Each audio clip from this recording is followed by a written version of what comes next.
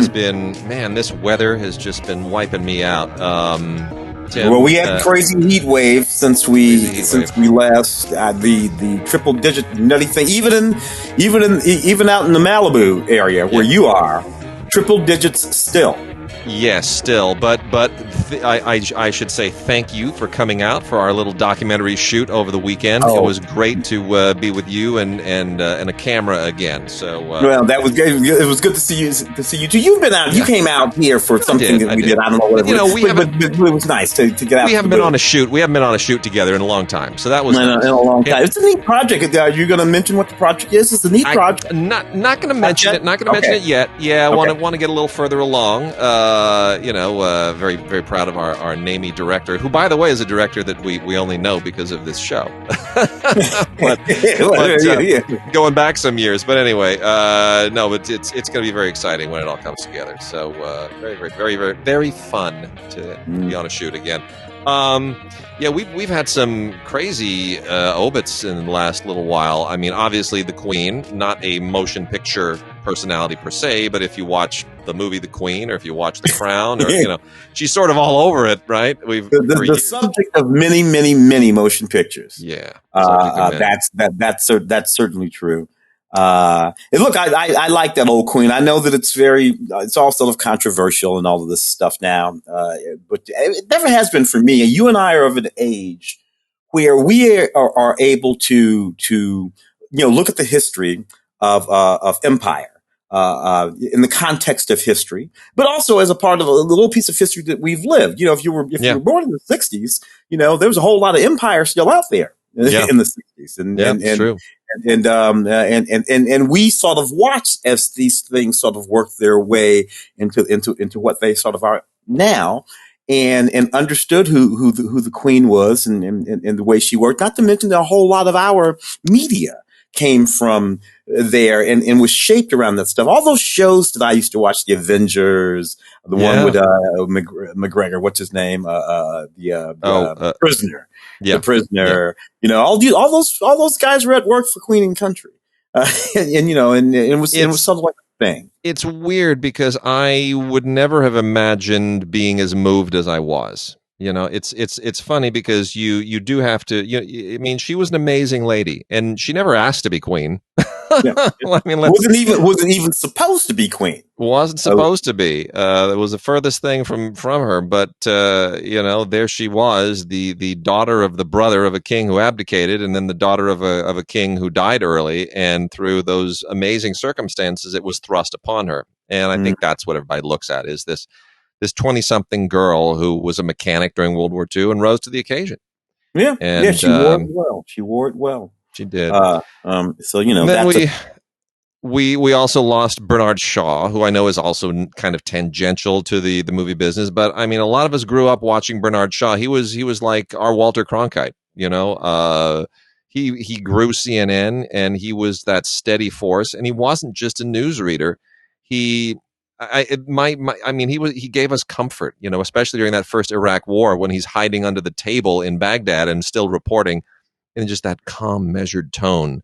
Yeah. Like, nothing to be afraid of. I've just taken shelter, but I see shelling, and somehow it made it feel okay. I mean, just an amazing figure, and retired long before he needed to. And frankly, I think that had Bernard Shaw stayed at CNN even longer, perhaps moved into the suites upstairs or something like that, rather than that CNN would not have become the place that CNN became.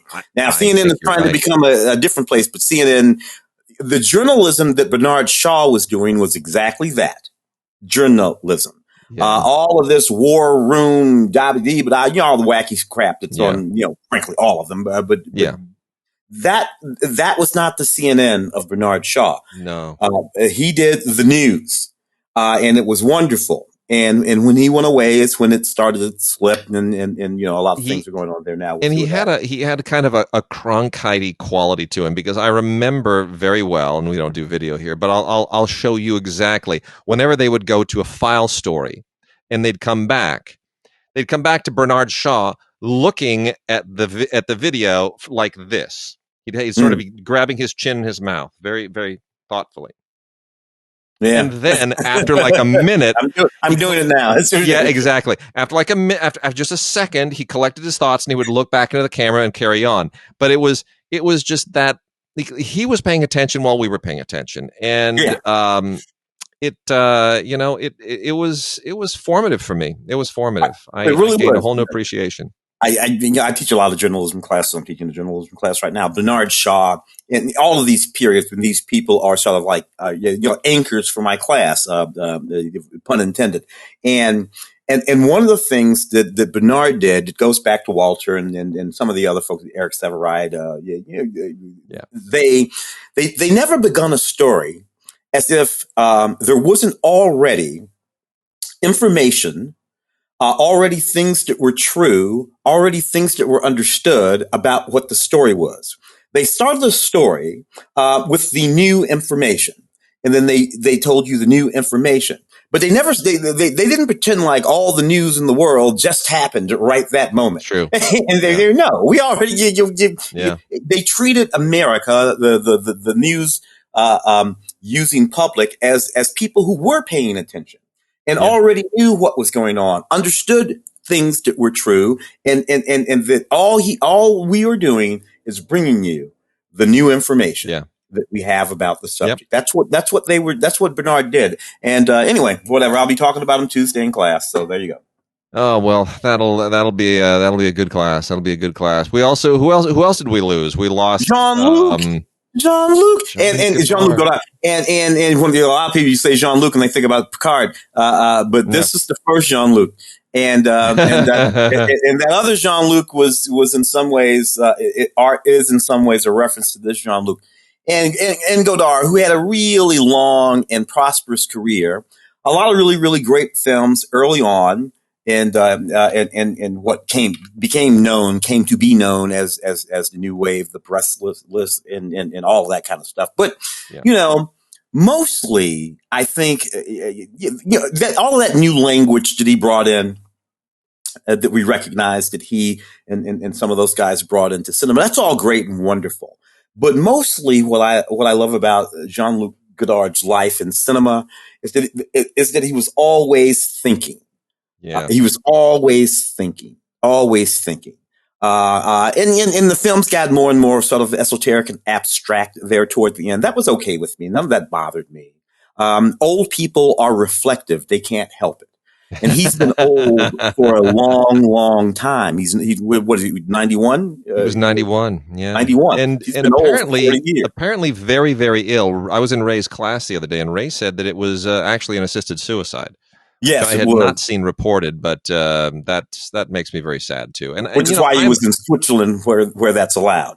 Yeah, and he is Swiss originally. People should know he's technically associated with the French New Wave and lived in France, but he is Swiss of origin. Someday someone's going to make a great documentary about the Truffaut Godard friendship and breakup and all that because they were mirror images of each other and yet indispensable in the same way. Your favorite Godard film? You have one? Oh, look, I go to the classics. I'm a breathless man. I think that's beautiful. But Vive sa vie. That's, there are moments in that movie when he puts that camera, behind her head, behind Anna's head, right? And there's that whole scene that plays out from behind her head in that silhouette. Those moments like that, I can see why they broke the mind of the film going audience up to that moment. That's just genius. And he did things like that all the time. And so there are these moments in all of these Godard films that I can point at in contempt, and then a woman is a woman. But it's about those moments, and the whole movies, like the complete movie, most of them don't really matter to me. Yeah, to be honest, I don't think about any of those movies as whole movies. It's that moment and this moment and that moment that I love. That's a great point. I mean, for me, I'm far less of a fan, I think, than most people.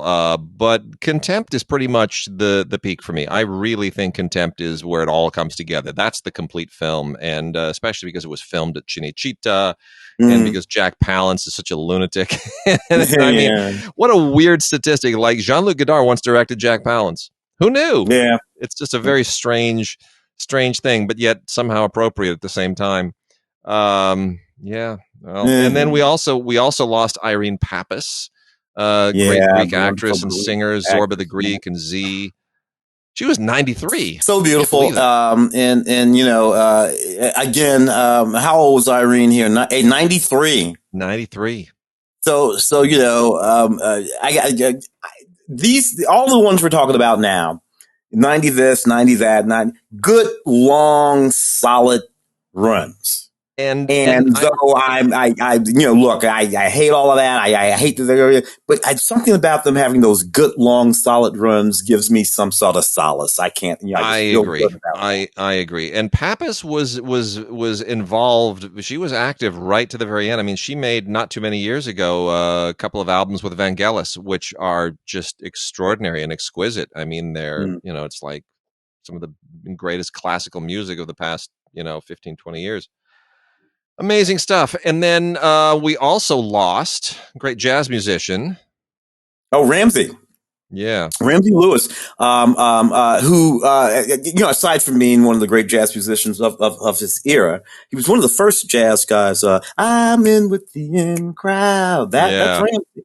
That's like 1965. He was one of the first jazz guys to really pop on the pop charts. And though he didn't do a whole lot of scores as a composer, his music and soundtracks crosses the ages. So you'll find you know great music, including that in crowd song, just all across the ages, coming out of New York and the French Teen, the Mighty Aphrodite. It's just Ramsey Lewis music all over the place. So also 90. What was Ramsey? 91. 91. They're all in their 90s, same age. So you know. You gotta love it. You gotta love it. Well, let's dive into some TV. I want to let everybody know right off the bat, you know, television is such a fascinating medium, and we take it for granted now. Streaming has blown everything up to such a degree. There's so much production. Once upon a time, there was a time before computers, before nonlinear editing, before streaming, where everything had to be broadcast, and making a TV series was a seriously big deal. You're shooting on film, you're cutting on film, and there were shows like The Adventures of Ozzie and Harriet, which I think we take for granted. But both of the first 2 seasons of The Adventures of Ozzie and Harriet are now on Blu-ray. And the thing that still floors me about these shows is today, if you get 22 episodes out of a season, that's a lot of work. Most are now just doing 10 and 12. 10, 12, streaming airs 10 and 12. Yeah. They made 39 episodes a year. Yeah. They burned it out. It was just unreal. So, you know, you have basically 78 episodes in 2 seasons here, which is incredible to me. That's just a phenomenal output. And they did that for 14 seasons. Yeah. We got 12 more to go. I mean, that they went through 435 overall episodes, and we got 78 of them here. So pretty amazing stuff. So this was, you know, an ABC fixture all through the 50s, started in 1952, kind of concurrent with I Love Lucy. But it went longer than I Love Lucy. It went all the way to 1966. So you really did see this family grow up. You saw Rick Nelson grow up.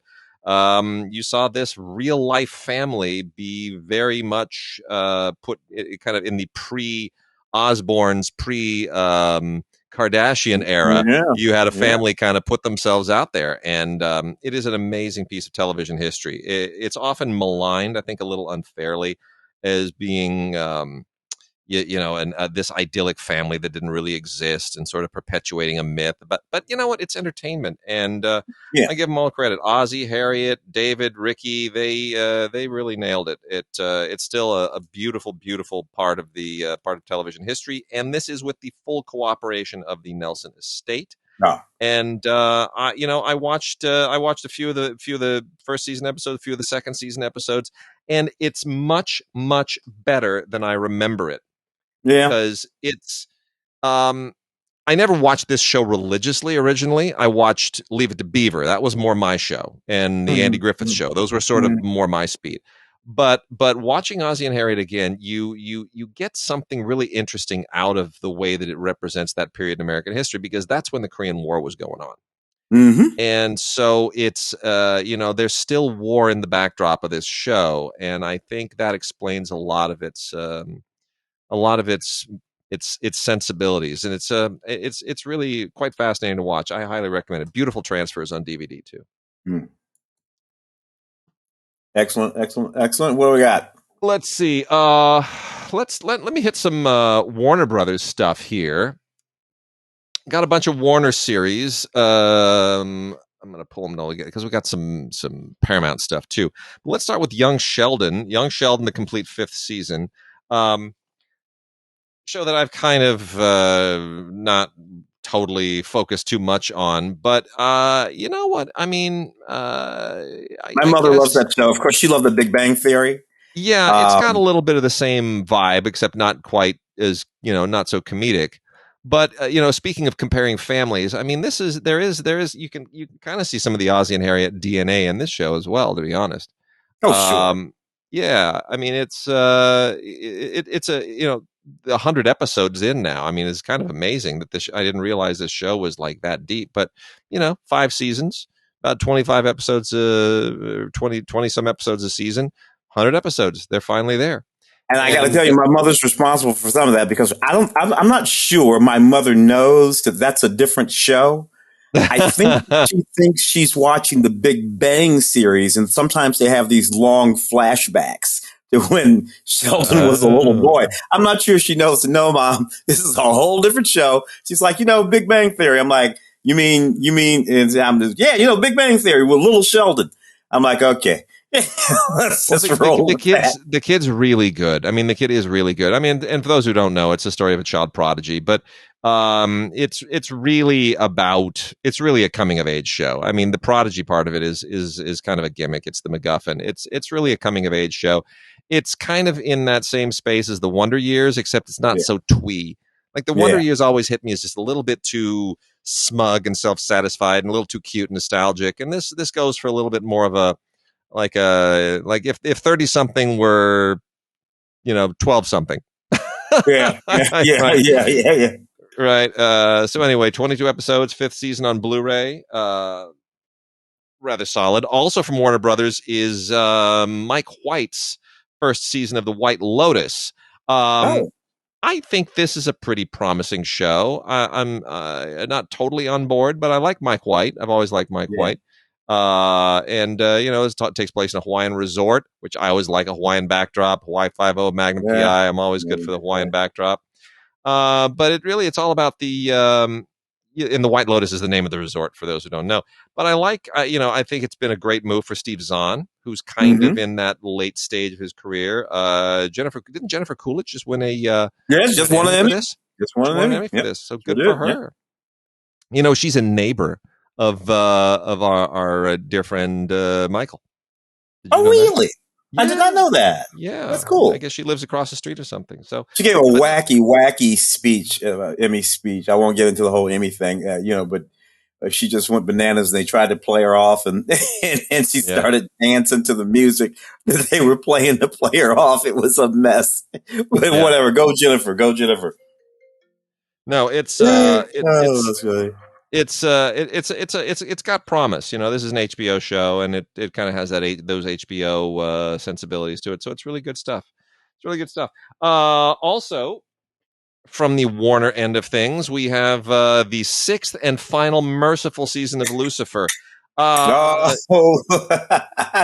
enjoyed Lucifer for a good long while there.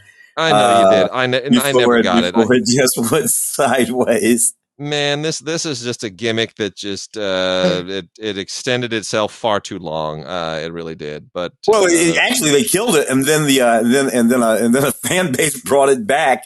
And so it was one of those wacky things. I agree completely. Guys, we're done. We're done. Oh my gosh! It's just one of those. It's just a show that. It wore out its welcome, I think, in about 2 seasons, maybe even 1 season. But you only need a season of Lucifer. You're good. Yeah. But we have a DC series also from Warner, Naomi, the complete. Series, Naomi. The complete series, because it is very short lived. It just did not last. No, they wouldn't get there. They just wouldn't get there with this show. I just, And this was Ava was involved in this. Ava DuVernay. Ava strikes me as a feature person, not necessarily a TV person, but I don't know that that's the issue here. I think the issue is that these DC shows, when they've taken off, it's been because they tied them into the Arrowverse. And so they got a little bit of the Arrowverse steam. They got those crossovers, right? So you're watching The Flash and, oh, look where we are now. Legend of Tomorrow. And, oh, look where we are now. Black Lightning. Oh, look where we are now. Batwoman. And those shows all kind of propelled each other. I don't think Flash would have taken off if it didn't have Arrow kind of, running that first leg of the thing. So, and certainly Arrow and Flash, you were able to keep all those. What do they call them? The wacky series where they're flying around through time. Legends Tomorrow. Legends of Tomorrow, which went through 15 different cast changes before, but nevertheless hung around a whole bunch of seasons. This was not that great of a show in the way it was sort of conceived and executed, because it was sort of dabbling around that universe. In the context of this show, it wasn't even clear that the superheroes, Superman and whatnot, were real. In the context of this show, the characters in this show were still debating. It was still too much of a tease. It was too much of a tease. And I think, and when I talk about Ava being a feature person, again, I don't know who creatively was responsible for what on this show, but I tend to err on the side of that, which is that you should, your first season should be all itch and no scratch, as I like to put it. But it's true. Audiences do like to get a little bit of scratch, so they at least know if it's worth the investment. Like, am I going to get any kind of payoff out of this? So if you got to occasionally give them something. And I don't think this series, I think it held too much back. I agree with you. I think it held too much back, and particularly if you compare to what's the one over there with the Pakistani kid, Ms. Marvel. Oh yeah. On Disney, on Disney, which cranked that one, and it's very popular. Everybody loves it. You know why? Because the kid is she's got powers. And she knows it, and she's at work, using her powers to do whatever she needs to do in her community. Very first, and then we figure a whole bunch of stuff out. But she figures it out quick, and starts using her powers to save the day. But this show, a lot of teasing. Yeah, you're at it, man. Yes, indeed. We got a ton of Paramount and CBS stuff. I think you may be a lot, because you're a Paramount guy, you're a CBS guy. Yeah. So, real fast, Survivor is still around. I don't know why. I don't know who these sadistic people are who think that any of this is worth it. Is there enough money on the planet to justify doing this crap? No, for God's sake! Since 2000, this wacky show, 22 years. I mean, it's goofy show. And to be honest with you, I only ever watched the first season. Well, we're now up to season 42, which I guess they do like 2 a year, right? That's the way this is, like Dancing with the Stars. So yeah, two a year. Anyway, we're at season 42 now. I can't, I'll be honest. I throw this in, I fast forward through it, and all I see are a lot of people who are, kind of fit, but not as fit as they should be for what they're expected to endure. Yeah. And it winds up feeling sadistic to me. Oh, and to be honest, all of these people are foul, and I mean, you people are just all foul, and I would not want to know any of these people in the real world. And we also have Survivor, the Australian Outback, which is basically more of the same, except in even worse conditions in the Outback. This is the first I think was this the first one outside the United States. Anyway, it started with Borneo, and then this was the second season. They went to the Australian Outback, so it's going to, it's not enough to just go to regular desert island. We have to go to really, really far flung, inclement parts of the planet. I don't know. I don't. Mark Burnett's made a ton off of this, so good on him, because I never would have done that. Queen Latifah, season 2 of The Equalizer. Yeah, hanging in there. Holding up. The show. Look. I watched a good chunk of season 1. Appreciated it. I think because I have some notions about the Equalizer, the original series, Edward Woodward way back in the 80s and all that kind of stuff. Then, of course, there are the Denzel movies and how they kind of more or less just ignore it. All that this is. And then this series, which is ignoring both the Denzel Washington movies and the Edward Woodward series. And I'm the like, okay. series. I know. So you people are you're just taking the word Equalizer. Yeah, that's all they're doing.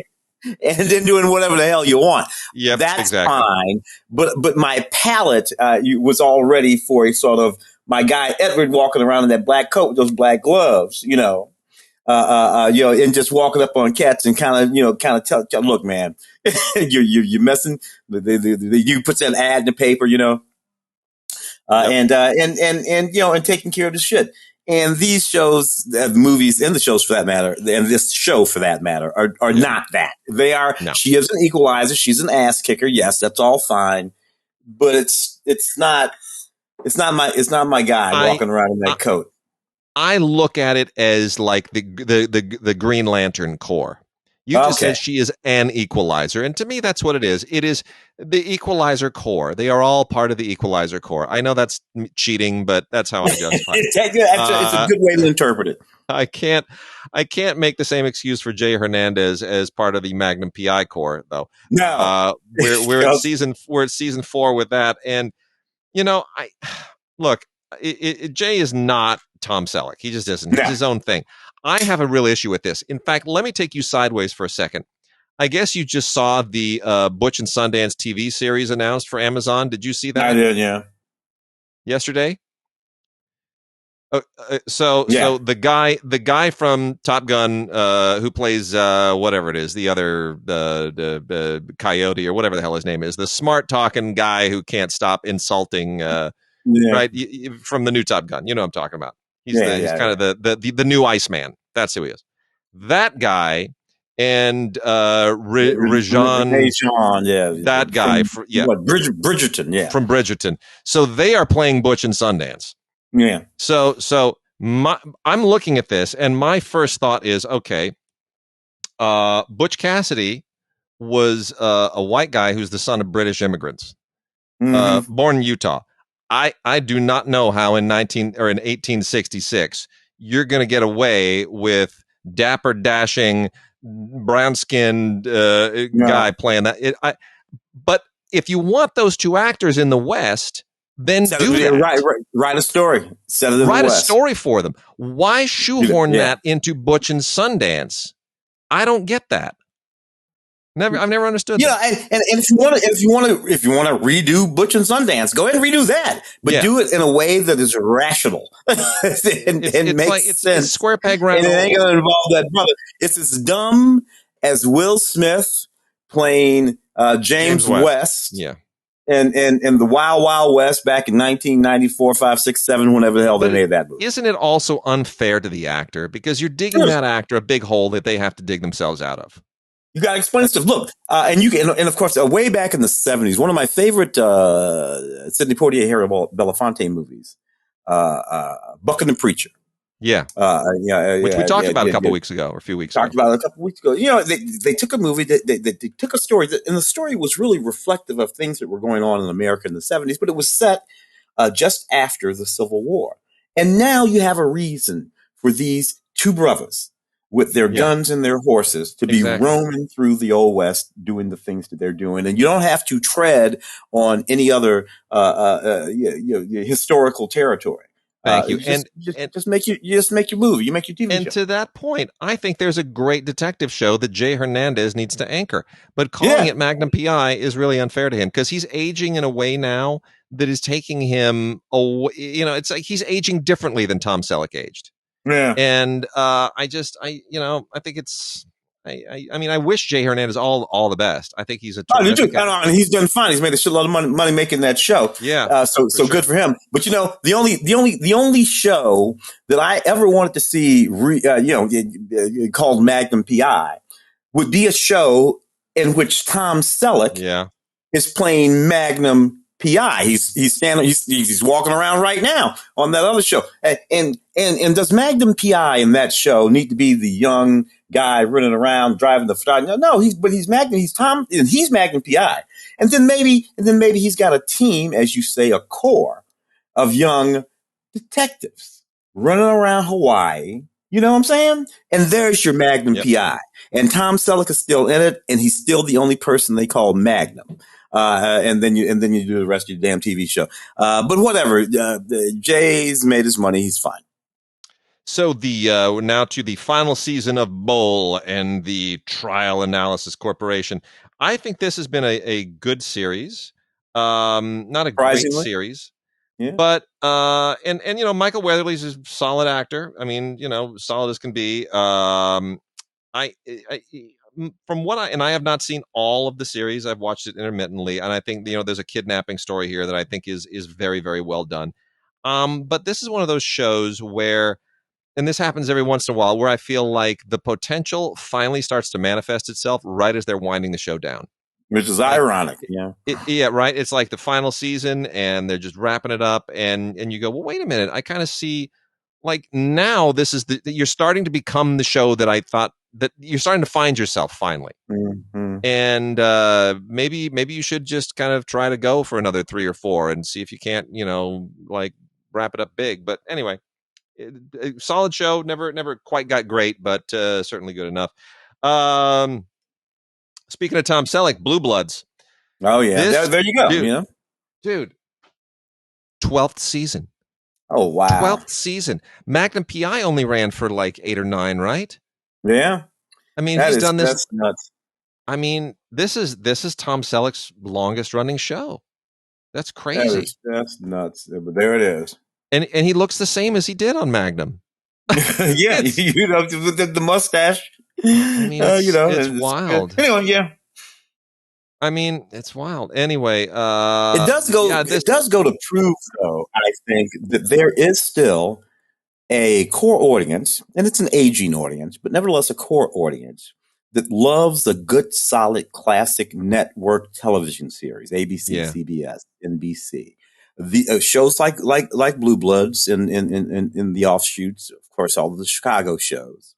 And then the 2, 3, 4, even Michael Weatherly's show we just talked about, Bull, that would be one of them. I mean, it's ending, but it had a good run.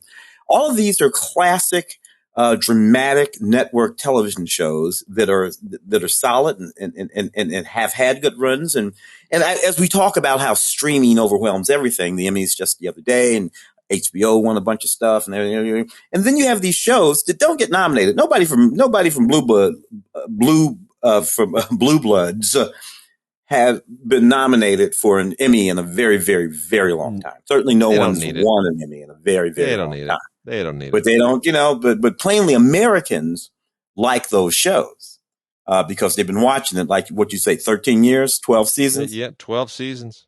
It's so crazy. Somebody likes those shows is all I'm saying. Well, I think what really works in this show are all the character dynamics. They just have a great cast, and the writers write to the actors. They write to the potential and what the actors bring to it, and they've just got a great rhythm. Everybody's in sync. You know, Donnie Wahlberg. I mean, who'd have thought that he'd become, you know, the long-lasting TV? I mean, good on him. Good on him. Yeah, the Wahlberg boys. SEAL Team is at season 5 with David Boreanaz. There's a guy who just will not leave TV. Yeah, that guy has been on TV regularly since the early 90s.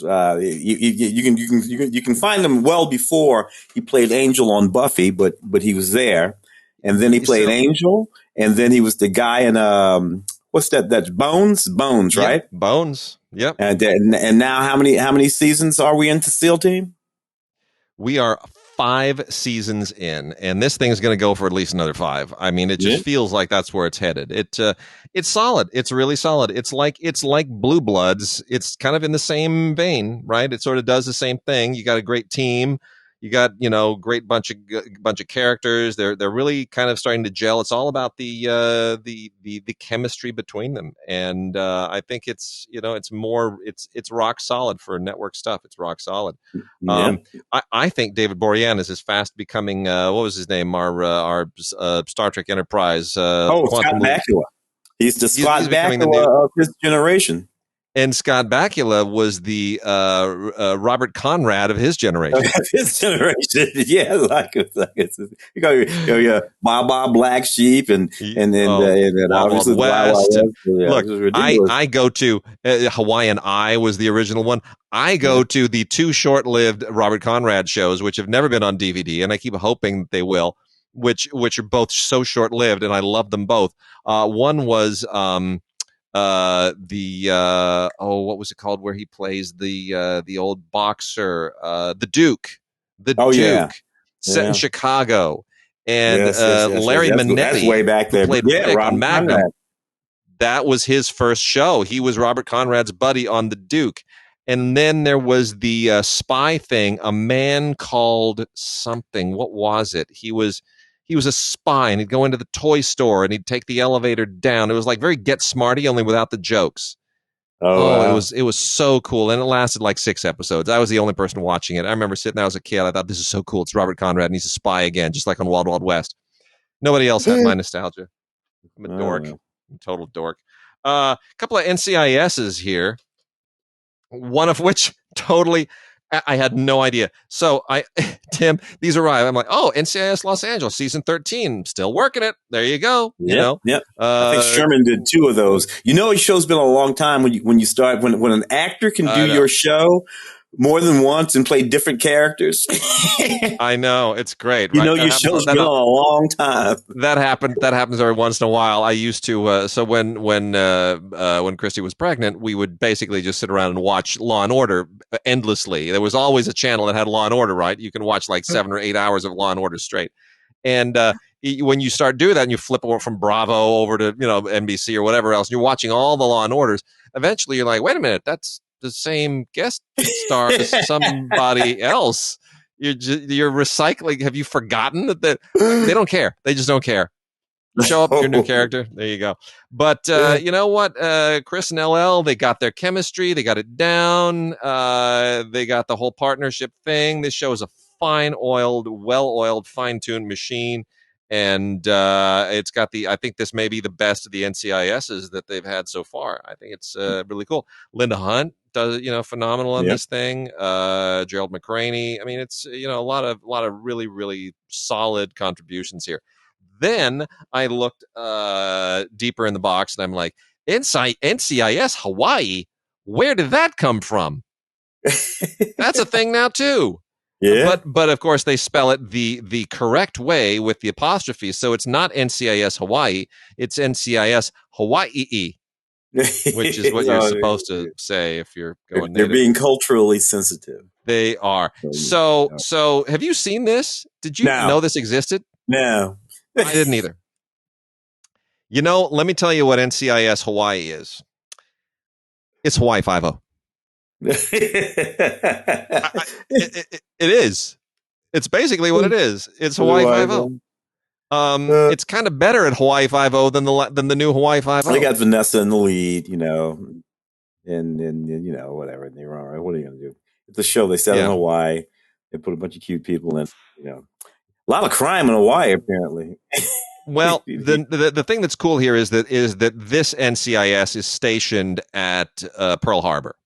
So that gives it right. So that it's not, they didn't just say like, hey, let's just go to Hawaii. Like there really is kind of there's sort of a historical backdrop to it that is meaningful. But I love the cast. I think they got some great actors. I think there's they got the formula down, and it's even got a pretty decent gag reel on it. So I'm glad that they've got this formula down and that it's still holding down the fort. And there it is. NCIS moves to Hawaii.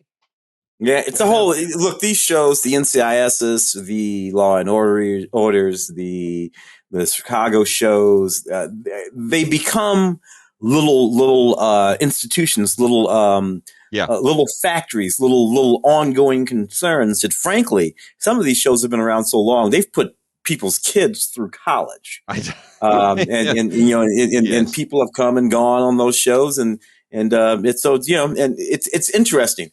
That used to be true way back in the day, the days of Irwin Allen and, all the ones from the 60s and 70s, Norman Lear and all those cats. But, then it went away for a while and just had all these sort of but now it seems to be back that you have these guys. You can do these. Hell, there's even Quantum Leap. Quantum Leap is back again. New Quantum Leap. I know. I don't know why they're doing that.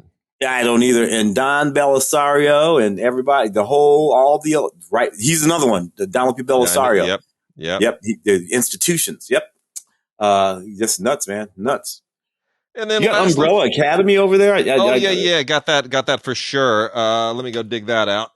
I skipped the first one of that, and then I think what are we on season 2 or 3 right now? So I kind of sucked up a whole bunch of those in one big. And Umbrella Academy is kind of all over the place. It's a little, and at the end of the day, it's this real daddy drama. Everybody in the show is having this big daddy drama thing, and of course they figure out a way to take Ellen Page and turn her into Elliot. It's in keeping with the show, though. The show has. I mean, if that were like a 30-something show, you'd never get away with it. Well, yeah, sure. It's like it's just so. If it was straight drama, the whole fucking show is just so. I don't know. I guess this is adapted from a graphic novel. Is Umbrella Academy? I believe it is originally. Yeah. Sort of series, and they have this whole thing that's going on with the guy who's on the moon with the monkey and all this. So I don't know. It's all a bit much for me, all of that. But plainly, it has an audience. Yeah. There are audiences as well to the first 2 seasons of American Vandal and American Gothic, which I didn't pay overly a lot of attention to it. I will say American Gothic is pretty fascinating because it's based on, it's actually based on a apparently something that really, really happened in Boston, and it's it's like a real life murder mystery, or a docudrama murder mystery is kind of maybe the better way of putting it. Mm-hmm. But for as far as being able to drag out a murder mystery in the context of a television series, does a pretty decent job. And then American Vandal is pretty fascinating. This was created by the Hanover High School TV department, right? Mm-hmm. And that I'm like, all right, we have high school TV departments. I'll go with you.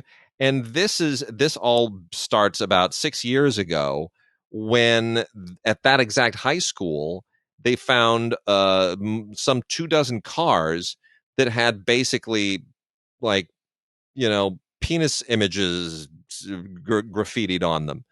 And and all of this zeroes in on one kid who has a reputation for doing this, and but says he didn't. And so now now it creates a mystery, like who did. And you think, well, that's an awfully weird mystery to create a rabbit hole. I mean, it's one high school, and it's a very strange thing. It's not like anybody died or anything. Mm-hmm. But it's more about the people and the process and what it does culturally to this community and these people. And it's really very interesting and incredibly well done. And it sort of uses this incident as an excuse to explore some of these really fascinating, weird corners of Americana. So I think it's a really interesting show. I applaud them for greenlighting it. And American Vandal season 1 is, which I guess was on Netflix. So, but nonetheless, a Paramount produced show and CBS Studios produced show. Tim, we've also got Bionic Woman complete series. Oh yeah, Shout Factory. Look, I really wanted. We go back to the Bionic Woman, who of course is from the $6 Million Man, and the extraordinary Lindsay Wagner, who's still extraordinary, by the way. I don't know why, but she just does not age. It's amazing. She's just fantastic. And this is Bionic Woman. Yeah, a sort of reimagining of that series. About I think Lindsay was a tennis. No. This is the original. This is the original series, dude. Oh, this is the Bionic. This is not that. This is not the Bionic new one. Woman. No. Oh my God.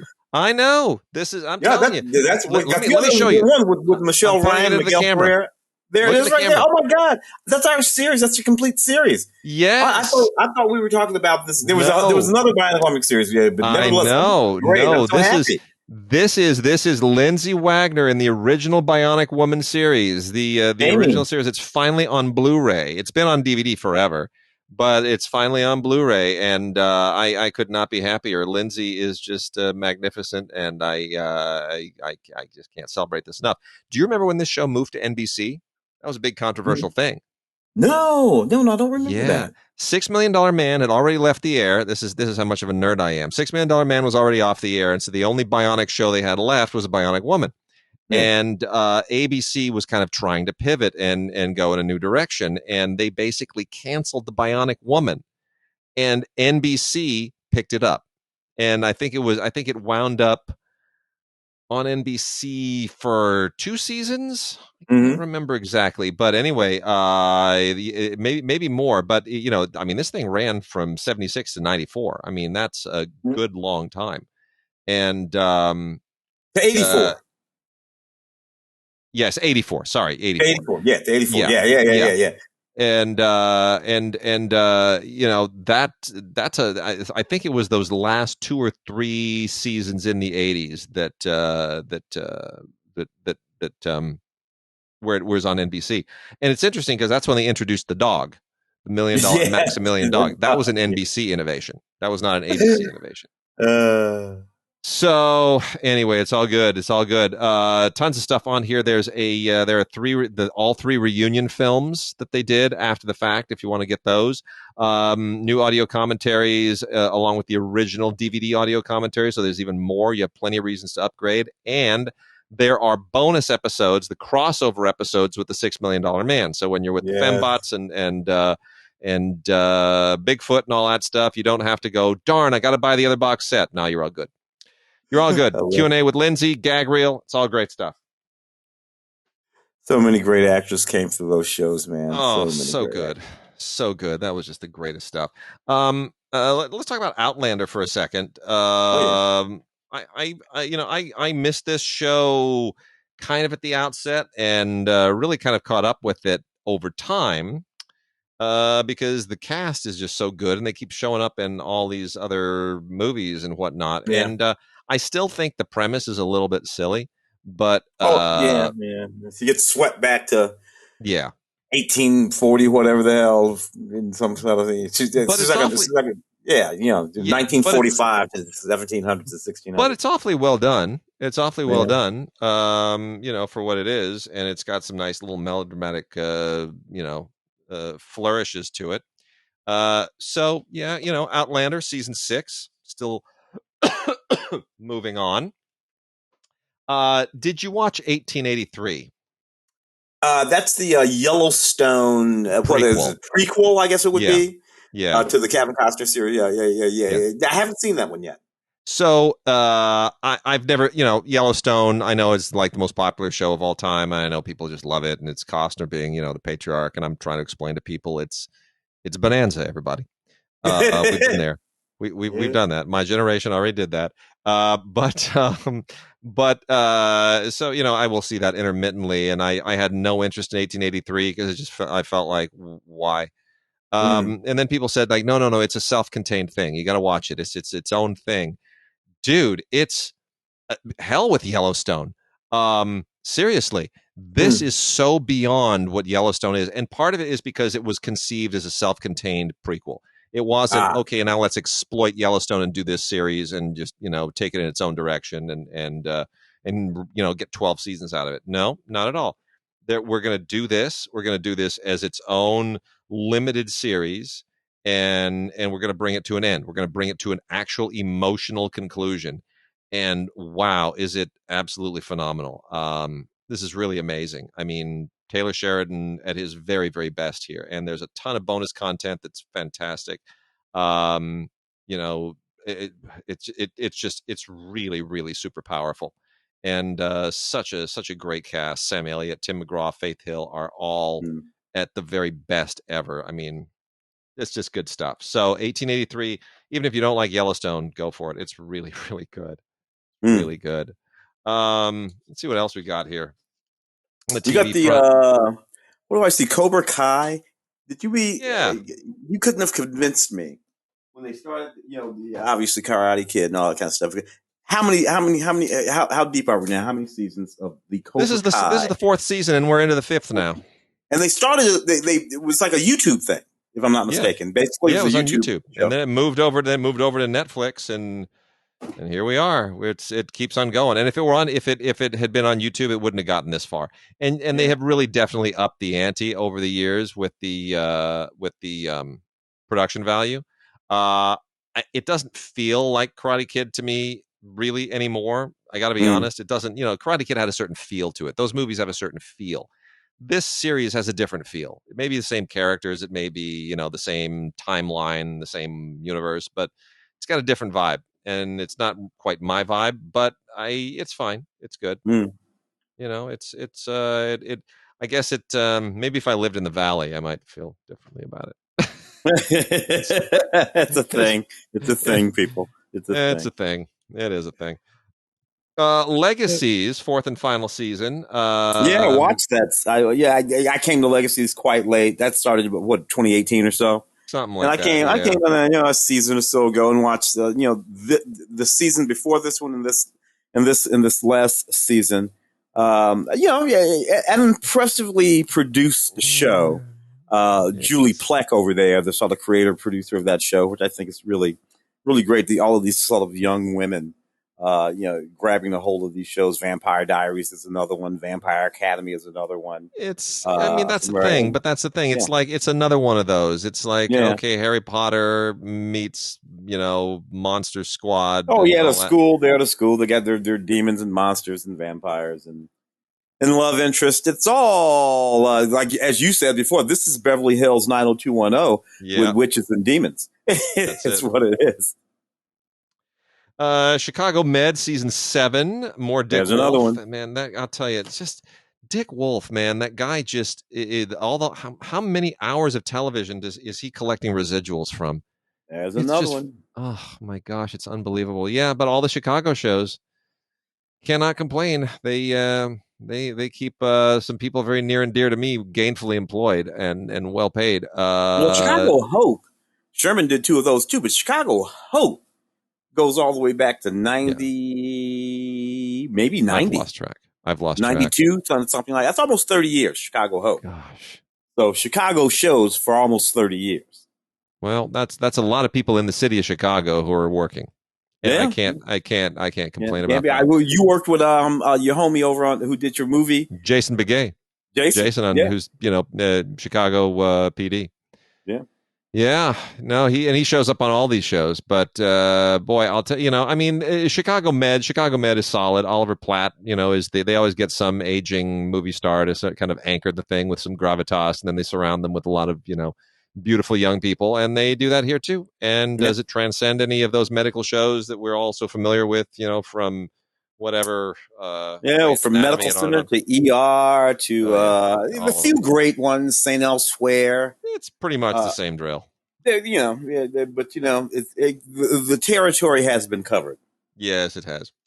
And then real quickly, Flowers in the Attic, a new one for Lifetime called The Origin, which is just based on a prequel novel for Flowers in the Attic. It's just its backstory. It's kind of, doesn't really go anywhere that's that interesting. I don't know anybody that was like, I wonder what the backstory to Flowers in the Attic is. Those people need a hobby. I'll just say that those people need a hobby. For History Channel, we got Theodore Roosevelt. Oh yeah, which has. So I love a dramatization of Theodore Roosevelt as much as anybody because he lived an amazing life, and they do a pretty decent job here. This is 4.5 hours long. So they really, really cover the span of his amazing life. And it is very nicely dramatized. Always amazes me he became president at 42 because he didn't look 42. Yeah. But what this has a and it's good. History Channel really spent some money on this, so good on them. I wish it were Blu-ray, but it's not. It's just DVD. But this is the one that just the credit that always kind of floors me. You read this from executive producers Doris Kearns Goodwin and Leonardo DiCaprio. Like, in what universe do those two people work together? I don't see it. But whatever, there it is. And then very lastly, we got a couple of 3-movie collections from Hallmark Channel. If you just want to just be goopy and drippy and watch just romance, if you want to spend a whole day, just if you're sick and at home from work and you're recovering from COVID and you're missing your spouse because you have to isolate for 48 hours or whatever it is now, take these two triple features. One has Beverly Hills Wedding Every Weekend, and Stop the Wedding on it. And then the other one has Sweet Autumn, Love on Harbor Island, and Cooking with Love. Just put these on. You will survive. This is so much gooey, drippy Hallmark romance. It's like reading those awful novels at the airport waiting for your plane. It's amazing.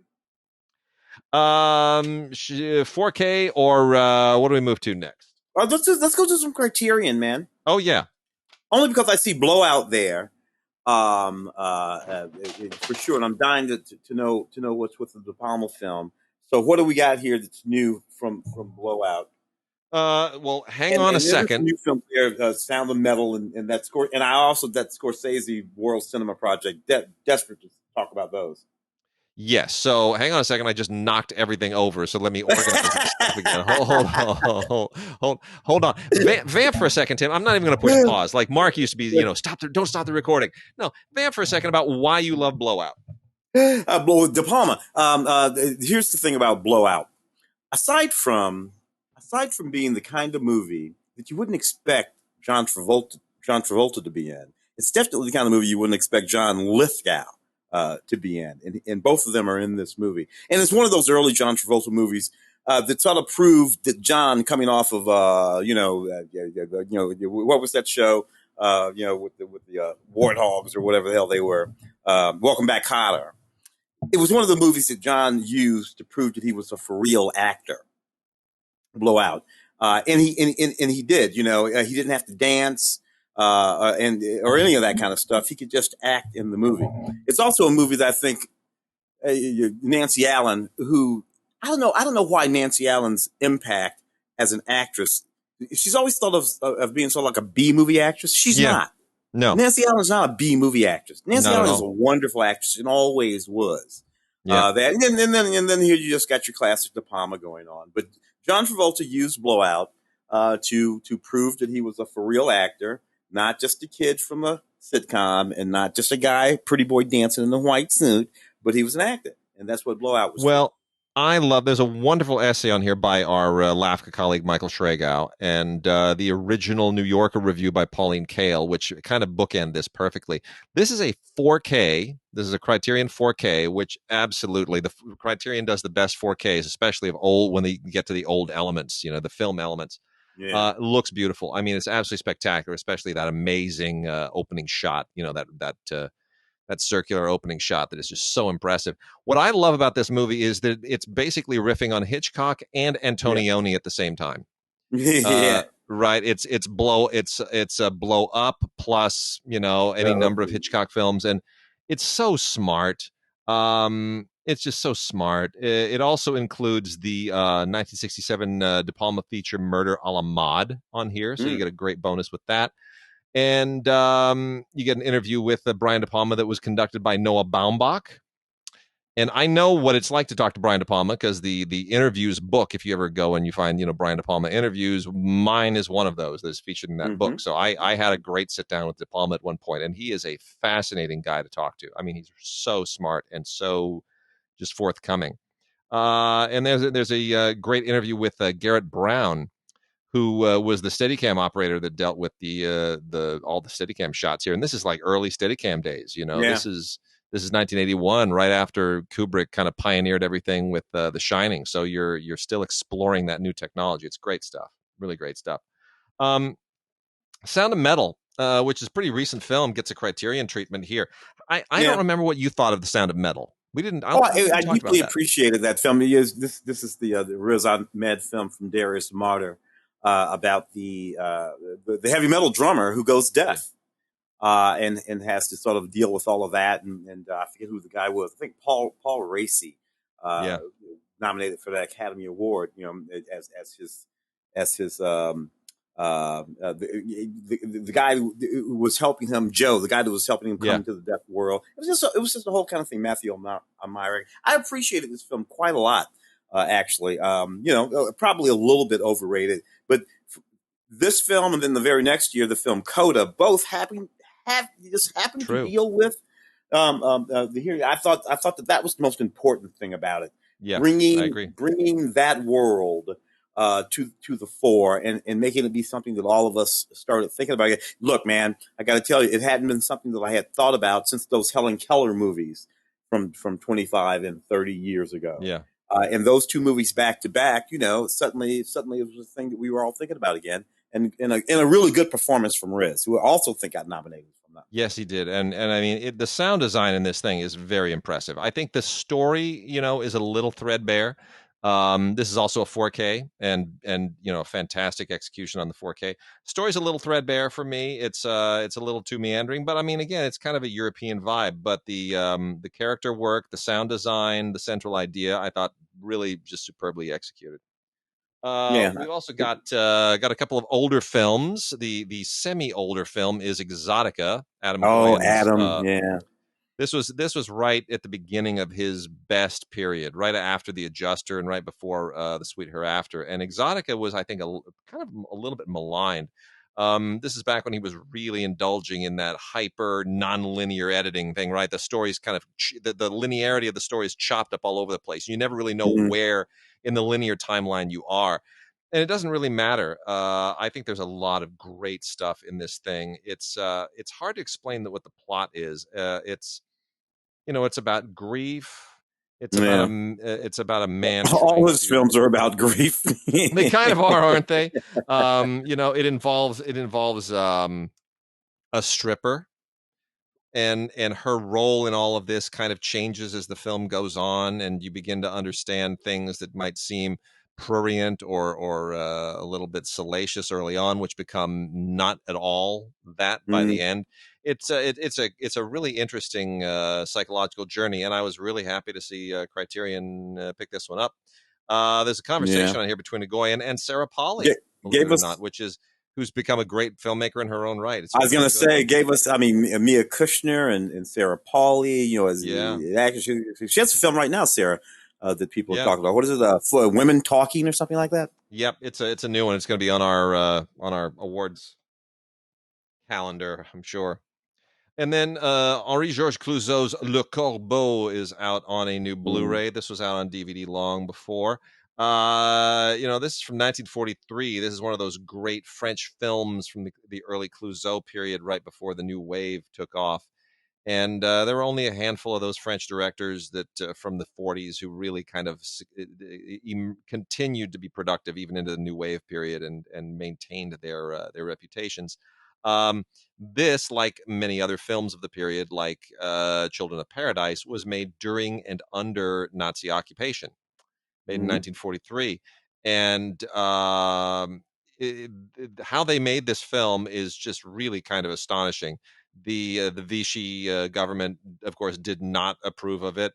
And it's...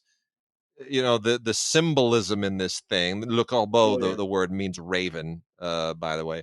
And it's the name. It's kind of the pseudonym used by this particular underground figure who's the center of the story. And it's all it's not even remotely thinly veiled anti-Nazi stuff. It's just straight up. It's very, very impressive. And watching it again today, it really it still resonates. It's, I think, one of Clouzot's very, very best. It's on Blu-ray. Does not have a ton of extras, but it does have a really great contextual interview with Bertrand Tavernier, who acts as a historian here. And Bertrand, yeah, it all. And also a documentary from 1975. So it's good stuff. The last couple here, I'll save the Scorsese thing to the end. Takeout. It surprised me that they would release this. This is a really interesting film made by Sean Baker and Shi-Ching Su in 2004. And this was before Sean Baker was on my radar. Yeah, mine's too, for sure. Yeah, so it's really interesting that Sean Baker, Tangerines, and what was the one last year? The Florida thing. What was the Florida Project? Oh, the Florida Project and Red Yeah, Rocket, the kind of Red very Rocket. silent. That's right. Yeah. That Sean Baker way back in 2004. Yeah, working with a Taiwanese director on a story about basically capturing the life of this illegal immigrant from China who was kind of trying to make a go of things in New York at a very, very difficult time, and all of the just horrific stuff that and if you know Sean Baker's work, like especially the Florida Project, you see where all of that stuff kind of comes from. This is really a fascinating fly on the wall kind of film, and done in a really sort of Italian neorealist fashion, but yet also in that Sean Baker kind of way that he would that he has subsequently really solidified. So pretty solid film. Pretty solid Yeah, film. Very interesting. Very raw. real Very sense of rugged. cinema verite there. Yeah, yeah. It's very rugged. Very rough. But you can tell that they've got something going on. And then lastly, we have yet another volume of Martin Scorsese's World Cinema Project, Blu-ray DVD combo set. These continue to be these films that Martin Scorsese just pulls out of the far reaches of the world and shows to people. They're films from all over the world, all different parts of time that you might never, ever have heard of. And they're really fascinating. So here's what we get. We get Sambizanga, which is a film made in Angola in 1972 by filmmaker Sarah Maldoror, which is incredibly good. I'm kind of blown away that I'm like, there was an Angolan film in 1972. Like, wasn't Angola at war in 72? Isn't it being just torn apart? Fascinating. I mean, it's just beautiful texture. There's an Argentinian film from 1939 called Prisioneros de la Tierra by Mario Soffici, which is also very, very good. A 1976 Iranian film, Chess of the Wind, very famous, made right before the revolution, by Mohammad Reza Aslani. Then there's a Cameroonian film from 1975 by the filmmaker Dikonge Pipa called Munamoto, which is also very good, really interesting seminal African film from the 1970s, which is where they're kind of trying to reinvent a post-colonial identity, particularly in Cameroon. Andre de Toth, famous Hollywood figure. Two girls. Yeah. Two Girls on the Street, which he made in Hungary in 1939 before he came to Hollywood. Yeah. And then lastly, a wonderful Indian film from 1948 called Kalpana by Uday Shankar. All of these are well worth checking out. It's wonderful that Martin Scorsese's World Cinema Project has gone and digs these things up and exposes them to people, because otherwise these movies would just never ever get an airing anywhere here. They just disappear and die on the vine. So beautiful stuff. Beautiful stuff. Wow, man. Where do you want to go? Let's do some Arrow, and then we'll wrap up with the 4Ks, and that'll probably take us to the end. Arrow's got a bunch of stuff this month. We've got another volume of Giallo Essentials. Can't say that I like any of them, but I know a lot of people do. So never don't mind me. That's always been kind of a thing, Yeah, I know. It is what it is. So the films here, there are three of them. The only one that I could kind of really stomach was the Killer reserved 9 seats, and that's because I just think it's the funniest, weirdest title ever. It is. It's hilarious. But these have all been. I mean, look, they're all just giallo. They're all very nicely restored, but it's, if you don't, let me put it this way: if you already bought the previous volumes in this set, go and get this too. If you didn't, there's no reason to. This is strictly, it's not even really worth trying to review the plots or anything. The Sacred Spirit. You ever seen this by Kima Garcia Ibarra? No, Sacred Spirit. I do not know. No. Gosh, man, I tell you, Arrow finds such fascinating, weird stuff. They really do. Just these very strange kind of European cult films, European exploitation cult films. This is from a Spanish filmmaker named Kima Garcia Ibarra, who apparently is like a major cult figure somewhere. And I can only say, like, it reminds me, it's very kind of, it's not gore, it's not giallo, it's not in that vein. It's kind of like it's almost De Palma like, Mm-hmm. in the way that it sort of it gets inside the very weird psychology of these people, these various characters, and it feels like a De Palma film until you realize that it's a UFO movie, and that's when Mm-hmm. it takes this weird sideways shift, and then it becomes like all about alien abductions and all this other stuff, but it still has this like weird De Palma vibe to it. So I don't quite know how to kind of do it justice. um they have a quote on the on the box, which is, I don't necessarily agree with this, but I thought it was funny. It's sort of because they had a hard time explaining it too. And the quote on the box is, "It's as if Ken Loach and Aki Kaurismäki remade the X-Files." Now, I was going to say the X-Files have got to be a reference in there somewhere, but okay. yeah, and I wouldn't necessarily agree. I would say it's almost as if like maybe Brian De Palma and John Sayles remade the X-Files. That might be a better way of doing it. But nonetheless, that made me laugh. Ken Loach and Aki Kaurismäki. I don't know who came up with that, but good on you. It's hilarious. I got a few others here that are a little bit obscure. Japanese film, Tomo Uchida's Fugitive from the Past. Pretty. Tomo Uchida is not that well known here, but he's a good, solid Japanese crime filmmaker. And this takes place in 1947, and it gets into like there's a typhoon and all the aftermath of the typhoon, and it turns into kind of a Japanese noir, and feels very kind of German expressionist imposed on Japan, and it becomes a much more expansive story than you even think at the beginning. I mean, it really stretches on through time. It's really quite fascinating, and it's never been on Blu-ray or DVD outside of Japan, so it's quite a thing. Apparently the original novel that this is based on is 1,700 pages long. Oh my! I know. So I recommend watching the movie. Yeah, man. Don't. Hell High. Hell High is, it's a friggin' slasher movie. It's got a cult following. It's ridiculous. It's totally absurd, but it gets a beautiful treatment from Arrow. And so does The Righteous, which also has kind of a cult following. It's very, very artsy. It's very European, but Henry Czerny is very, very good in it. It's got a ton of extras on it, and probably for if you're a genre fan, if you're a horror fan, if you like supernatural horror, you'll enjoy it. And then the last two I want to really put a little bit of oomph into. One is 4K, and that's Flatliners, the original Flatliners. Kiefer Sutherland, Julia Roberts, and Kevin Bacon. 4K. Yeah. Yes. Everyone maligns this film. Tim, I don't remember what you thought of this. No, I actually reviewed that film in 90, whatever it was. 1, 2, 90, maybe 90. Like was it 90? And gave it a pretty good review. One of Joel Schumacher's best. Yeah. I love this film. Yeah, I thought this was a great film. I mean, it kind of came in the wake of all those movies about what happens when you die or when you're near death, whether it's Ghost or Jacob's Ladder.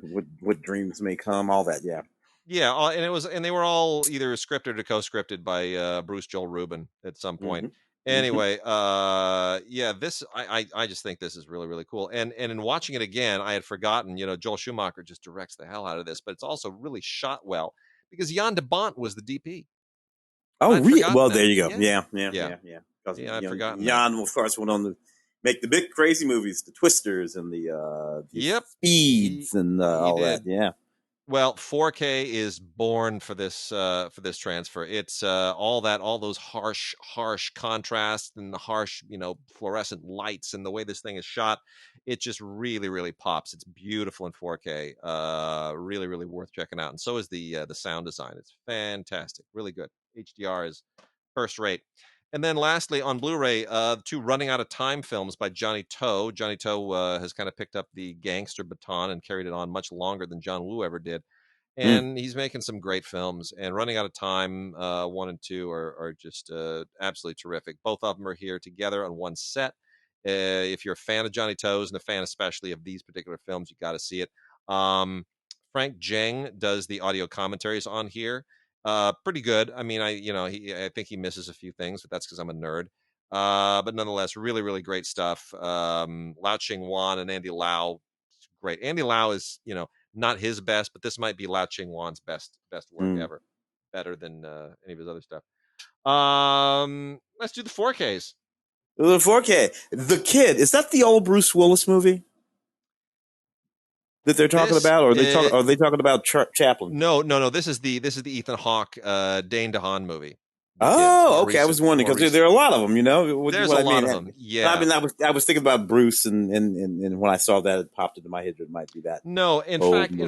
I'm gonna. It's funny you mention that. So I'm gonna let me just address these three really quickly, because these are all Lionsgate 4Ks. Lionsgate is taking a really interesting 4K strategy, and they're everybody else is doing either like your big tentpole blockbusters, or they're digging into the classic films and going for the cinephile thing. They're kind of going one direction or the other, and just about everything else here is in that vein, except for these three, which is that Lionsgate is basically saying, you know what, we're just going to take some really good, rock solid, mid-level action and genre films that are popular, and we're going to see if we can't sort of penetrate that core audience with some 4K, because those people, they kind of were 4K early adopters. So these three films are Gerard Butler in Gamer, The Kid with Ethan Hawke, and directed by Vincent D'Onofrio, if I'm not mistaken, right?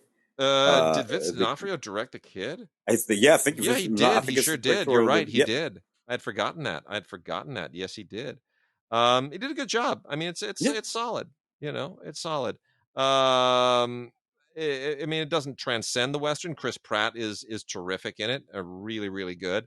Just the Billy the Kid movie is all it is. Yeah. Well, yeah, and Ethan Hawke plays Pat Garrett, right? I mean, we've seen the story, a million times, but it's nice to see a different take on it. And Dane DeHaan is a kind of a tough guy to cast sometimes, so that's solid. And then Gamer with Gerard Butler, maybe the most interesting film that he's done in years. That's, I mean, it's kind of what he does. It's his thing, but that gets the 4K treatment. And then lastly, Nicolas Cage in Primal, which is it's a freaking Nicolas Cage movie. What do you want? Well, in Gindi, Samurai Jack. Yeah. It's so anyway, that's the Lionsgate strategy for doing these things, is going there. But then you get stuff like Cat People, which is where Scream Factory and Shout Factory have been going. And I thought the Paul Schrader Cat People, from Paul 80 Schrader from Cat 82? People. Interesting. Yep, collector's edition, 4K and HD and Blu-ray. And I thought, okay, that's a really interesting choice, because that's one of those 80s movies like Nosferatu, right, where they took an old movie and they remade it for the 80s genre moment, and it worked. I mean, I think the original Cat People is not the least bit interesting, but I think Schrader did something really fascinating with this, and Nastasha Kinski's great, and Malcolm McDowell's great, and I remember this getting a lot of coverage in Starlog at the time, and you know what, the 4K really looks good. Yeah. 4K looks Natasha great. Was just so ridiculous. And the audio commentary with Schrader is terrific too. Had to do with people couldn't. Yeah. So there you go. What else we got over there? We got Belle in 4K. Oh, the animation from Morimu Hosoda. Which Charles, our colleague on Film Week, truly loved and said that he would have chosen as the best animated feature of that year. What are we talking about? Last year? This is last year, right?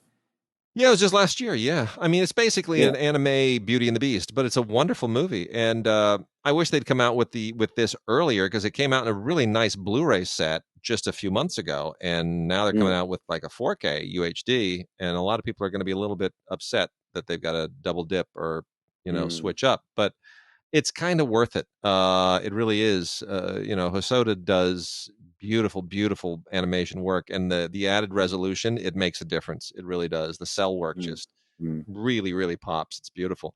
They got some new stuff on here, including a 60-page booklet and promo events, and then a little information on how they dubbed it for the dub version. But yeah, the booklet's really nice. It's a very, very nice set. It's just I just think it's unfortunate that people have to kind of trade up at a certain point. Mm-hmm. Do you mind popping over to the original 6-movie collection, the Star Trek? Got it in my hands. Got it in my hands, brother. Right here. You know how I am. So ridiculous. I know. What we got? It's when they came out with what was it, like the first 3 films, the whole Search for Spock thing, and they didn't do the full first 6 films. I was like, come on. We got to get 4, 5, and 6 out of this thing too. And so they finally do all 6 films finally in 4K and Blu-ray, multiple versions a piece. I was going back and forth a little bit with longtime listener Al Lai over, and Al was just kicking my butt on this because he was, he's like, there are 3 cuts of Star Trek 1. Are they all there? And I'm like, dude, I've lost track of all the different cuts of Star Trek 1. I really have. I've kind of lost track of them. I kind of only want the original theatrical cut. I don't want the Robert Wise director's cut anymore, because they put it together after Robert Wise was dead. So I don't know how it's a director's cut. The original theatrical cut, that's what I live for. But they're all here. Everything is here in one set. To my knowledge, nothing is missing. Maybe somebody wants to correct us at gods@digigods.com. I've searched the forums. I've checked everything. Doesn't seem to me like this is missing anything.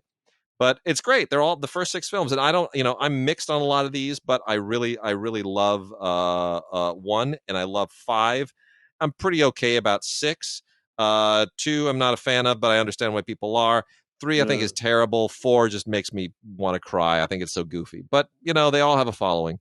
Well, I live in the exact same spot as what we were talking about before. For me, it has to do with moments from each of the films. There are grand moments. Wonderful moments from every one of those films, even ones I don't particularly care for. There are 2 or 3 moments that are just wonderful for me. Why does God need a spaceship?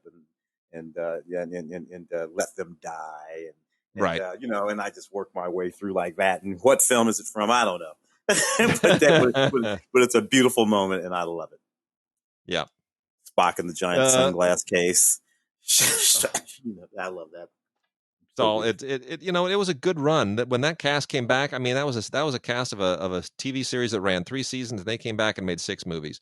Yeah, all 20 years older, and not able to use any of the. I know we're going to move up, but not able to use most of the elements that they used on that TV show, which had to do with being young and sexy and running around and jumping around and kicking and fighting. And Uhura Ware and that. Oh yeah, we lost in the shell not too long ago, and and all the. So it was this young, sexy. But in the movies, they weren't young and sexy. No. So they had to bring a gravitas to all of the movies because this wasn't going to be about knocking them out and wearing that short skirt. That wasn't going to work. So and they did it for all those movies. Yeah, love it. Real quickly, there's also a 4K of the Funhouse, which again is part of the Scream Factory Shout Factory strategy. Go back to those cult films. I'm not a fan of the Funhouse. This is one of those Tobe Hooper one-offs that just it's like halfway between embarrassing and horrifying, and I don't know. It is what it is. It's just a certain kind of 80s era slasher gore thing that enjoy it in 4K. I certainly don't, but it's out there. Minions: The Rise of Gru from Illumination. Fantastic collector's edition here in 4K with Movies Anywhere code on it. Universal's Illumination, just nailing it. Going above and beyond once again with the this particular franchise to where I don't think anybody expected them. But it's an origin story. But you know what? The only reason you're watching this is because of the Minions, because those yellow bastards are just hilarious. Yeah. That's the thing. And on that note, my daughter's soccer team, they wear yellow jerseys and they have named themselves the Mighty Minions. Well, there you go. So that tells you. It penetrated. Oh, it penetrated. And the most impressive thing about the Minion thing is that they beat Pixar. This opened more or less in the shadow of Lightyear. Oh, and it stomped it. It stomped it. Yeah. Disney's got to step it up. Particularly considering that both of them were going to the well for what? This is what, the third or fourth Minions film, and and obviously, so it's not like they both haven't been to that well quite a few times, but the Minions are cute and ridiculous. Yep, they sure are. DC keeps doing great animated work in 4K, and the DC Universe movie Batman: The Long Halloween Deluxe Edition is no different. Could have held on to this for Halloween, but why? It's out now. And, it's well written, it's well animated, it's well conceived all the way through, and it's got, all the usual characters in it. Mad Hatter is particularly interesting. But it's basically, a feature-length Batman adventure, and it's on 4K, and it sounds great. They've just really put their money into that thing. Three more here of note. One, this is the weirdest one, and I'm curious to see if you have any recollection of this. Do you remember the movie Drive? Not the Ryan Gosling Drive, but a Drive from the late 90s, 1997, directed by Steve Wang and starring Mark Dacascos. And do you remember this? And my boy Kadeem Hardison, and gosh, and the young late Brittany Murphy. God rest her soul. Dude, I remember that movie. You're a champ. I'm impressed. I watched a lot of bad movies. This movie was actually a lot of fun, though. As I recall it, a sort of enhanced human kind of thing. In a Chinese hitman, and they have to drive this whole damn thing, man. Yeah, Steve Wang. Wow. Well, this is a really weird kind of genre mashup. I mean, it's a little bit of a cop film, a little bit of a superhero film, really kind of interesting. I don't know why Steve Wang didn't have a bigger career thereafter, but anyway, it is out from 88 Films and FilmRise, and it is on 4K, and there you go. It's another one of those nostalgic cult film things that people want to do. Dirty Dancing, 35th anniversary on 4K. Wow.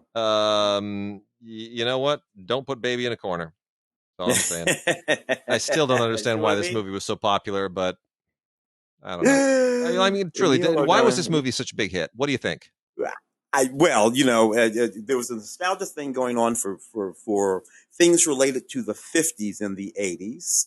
And this was set in the 50s. We had a whole bunch of that stuff that was just going on. Then I don't know, but there it was, and that song, of course, those songs were just making a comeback, and it was just one of those kind of things that was happening, man. Emil, I can't think of anything else. Emil, I can't think of anything else Emil made. Emil died young. I'll say this. I keep hoping that somebody will release a double feature, and I know they won't because there's no reason to, but a double feature between this and the French comedy Heartbreaker. Now, Heartbreaker, the actual French title for it is so much better. It's L'Arnaqueur. And L'Arnaqueur in French means like a swindler, but they spell the word arnaqueur differently so that the coeur end of it is spelled like heart. So it's a pun. It's a wordplay in French. It's like thief and heartbreaker all kind of mashed together. Anyway, Dirty Dancing plays a significant part in that movie, and it's hilarious. And if you watch Dirty Dancing and then you watch Heartbreaker right after it, you will be on cloud nine. It's just the greatest thing ever. It's so much fun. I don't know what I was thinking about with Emil. Emil is, chances are, Three Men and a Little Lady, not Three Men and the Baby, but Three Men and the Little. Which my friend Charlie wrote.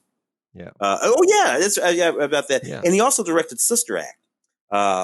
Did he? Okay. Emil. Yeah. And that's 92, and he died in 93. So he, but there, he did all right. All right, Tim, let's talk about the last 4K Elvis, and then we'll wrap out with just a couple of new films. How do we feel about Elvis? Baz Luhrmann's big, gigantic. I wrote a very long review for CineGods, which is at CineGods.com. Which people should check out. It's a really great piece that goes deep into the whole thing. And of course, thank you. I came to Elvis a little bit later and deeply. We had talked about it. And the question that I had asked you when we were talking about it was how Elvis's relationship to the black community was handled by, Baz and Sam and Craig, all the writers. And you told me, and you were absolutely right. It's really, really wonderful the way those writers delved deep into that and made it a central part of this story in this movie. This film understands that Elvis was built in the black church and in his black community. Elvis lived in the black community. And this film not just acknowledges, but illustrates how all of that was integral to who he was, and how B.B. King and all of these figures, Little Richard, were integral in helping him figure out that he was going to have to be who he had to be. And I had always known that, and a lot of that had been misinterpreted, misconstrued over the last 40 years since Elvis died. And I'm really, really glad that this movie is a corrective to that. I agree. So really good stuff. It's, what I say in the review is that this movie is a little bit like watching somebody racing for a bus and then finally catching it. The first half of the movie just blazes through the first half of Elvis's life. I mean, it's like he's, he records some songs and then he goes to Germany for a minute and then he comes back and he has a Hollywood career, which is dealt with in about 30 seconds. And then you're like an hour and 15 minutes into the movie. You're like, holy cow, this movie is not stopping for anything. And then you get to the Elvis comeback special. And the comeback special is about an hour and 15 minutes long. If you saw that in 1969, and this movie recreates about 45 minutes of it. I mean, it sits there and it suddenly slows down and spends a good long time on that comeback special, which I thought was a fascinating choice. But if you know Baz Luhrmann, you're like, well, of course, because lamb chop, black leather, sequin Elvis is going to be a lot more interesting to Baz than Jailhouse Rock, Hound Dog Elvis. But I do think it's every Elvis movie and miniseries has been interesting in some way. I do think that I think this is probably, I mean, is it definitive? No, but I don't know that anything can be definitive. I think this is maybe the one that gets most inside the soul of the guy, especially the late stages of his career. And I think Austin Butler is good as the early Elvis. I think he's amazing as older Elvis. So either way, you know what? Baz is responsible for I think 5 of the all-time 10 most successful films in Australia. This will not change that because he's bumping himself off the list. Right now at number 10 is Strictly Ballroom. So he's just bumped himself off the list. He's still responsible for 5. But there's an interesting thing about the movie. The name of the movie is Elvis. The name of the movie is Elvis. But in some ways, this movie is about Colonel Tom. Yeah, played by Tom Hanks.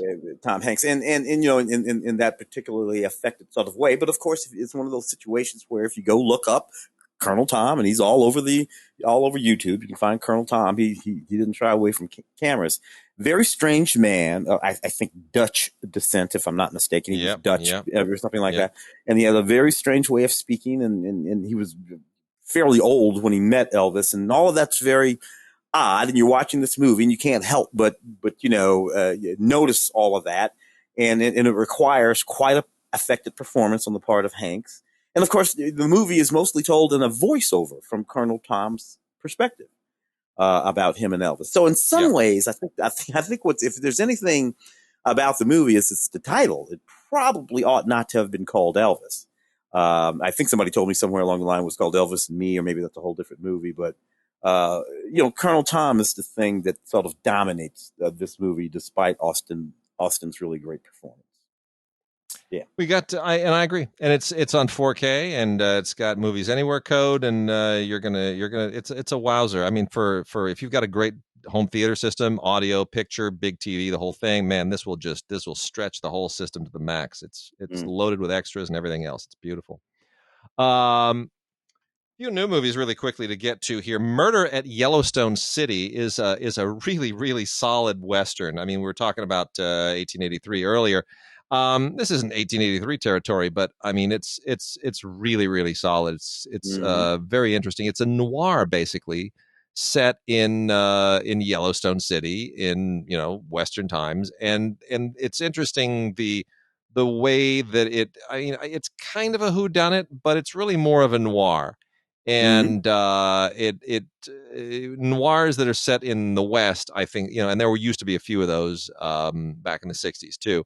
and some maybe in the 70s, but there's a really interesting vibe to them, and I like the vibe to this one. I think it's a cool cast. I think it's a really interesting cast of characters. I think it's very, very well paced, and it's interesting. I mean, Richard Dreyfuss, Gabriel Byrne, Isaiah Mustafa, Thomas Jane. That's a good bunch of people. That's a solid cast for a good Western. So, Murder at Yellowstone City on Blu-ray, really worth checking out. Yep. I thought that should have got a lot more play. That Yellowstone in there, I think, confused people. Yeah, I think it did too. But titles are titles, but I think that word Yellowstone in there confused people. Anyway, yeah. We've also got a collector's edition of Mrs. Harris Goes to Paris, based on a beloved old book that was once done for television with Angela Lansbury. And this new one is with Leslie Manville, and it's just absolutely beautiful. It's really, really a sweet film. I love it. It's basically about this housekeeper, this lady, this working class British housekeeper, who has a chance to take kind of an idyllic vacation in Paris, and it winds up putting her in touch with the very, very famous Dior fashion house at a time that's kind of critical in their history. And it's a fairy tale. It's a Cinderella story, but it's a Cinderella story about an older single lady, an older war widow. And it's just beautiful. Leslie Manville has never been better. And Isabelle Huppert shows up in the French portion of it. She's just amazing. Totally understands that she's playing second fiddle. Mrs. Harris Goes to Paris is just absolutely delightful. This is one of the few kind of grown-up movies that we have shown to my daughter, and she loved it. She absolutely loved it. And Anthony, shout him out. Anthony is an alumni of your school. Yeah. He's a UCLA boy. Yep. Boy. Very much so. Anthony Fabian, the director. Did you see Phantom of the Open? That was not bad. Let me see. It was all right. Mark Rylance, it's a golf movie, and golf movies are always about the golf. I remember that. And he was kind of considered for some award consideration last year. It's about a guy who decides he's gonna play in the U.S. So he's a terrible golfer, just terrible. He uses all kinds of shenanigans to get himself into the dadgum Open year after year after year. The British Open. Yeah, the British Open. Sorry, the British Open. Year after year after year, it sort of becomes this thing between him and the guy. How they're going to try to keep him out. But he keeps getting himself in there, and his little wife. Who's playing his wife? Sally Hawkins. Sally Hawkins, who's just so supportive of him, and it's your year. It's your year. But it's not. It's not. See, this is. I mean, I think it's a little threadbare of a story, but I love Mark Rylance and Sally Hawkins, and I really like Rhys Ifans. I think you put those three people into any story, they just make it better. Make it better. So I thought this was fun. Phantom of the Open. I think it should have done better, but COVID is still kind of shooting a lot of stuff down. Yeah, a little movie like that. Years ago, though, it lived right in that space with the big Monty and the man who went up a hill and came down a mountain. All of that. All of those wonderful little movies. Yeah. Just a few more here. We've got another movie that kind of got a little bit overlooked and wouldn't have once upon a time, but what a weird trio. Tim, if I were to say to you, you know what, there's this great new movie, and it stars Juliette Binoche and Morgan Freeman and Frank Grillo. Which one of those does not belong? Frank, what are you doing in the movie? You have to... But what the hell is Frank doing in the movie? You know what? It's a grindstone movie. But it's a grindstone. That's what he's doing in it. It's basically a Frank Grillo movie, and they decided to invite Juliette Binoche and Morgan Freeman to be part of it. But at least there are no talking animals, so that's a step up. No, it's a thriller, is what it is. But it's a better than average grindstone thriller. Human trafficking and whatnot. Juliette Binoche doesn't really belong in this thing. I'm not quite sure why she's in it. Morgan Freeman is solid. It's one of those kind of gruff characters that he's so good at playing. That he plays an FBI guy, but like an older, grizzled, one of those grizzled old detective guys that he's so good at doing. Like if his character from Seven were 25 years older. It's human trafficking, and it's basically a thriller. It just feels a lot better than it is because they have a couple of actors that they normally would never have been able to afford. Paradise Highway. Yeah, exactly. And then last one, Gabby Giffords won't back down. This is from the directors of RBG, and you know what? This is actually, I really like this movie. It's good, right? It cracked me up. She's tough. She's tough. You know, she took it, and she really won't back down. So perseverance, I think, is the word that just makes sense when you talk about her. Got shot in the head, of course. Yeah. And what was 2010, 2011, something like that. Something like that. And you know, partially paralyzed and left with that sort of language impairment and all that kind of stuff. Just rolls on, man. Just rolls on.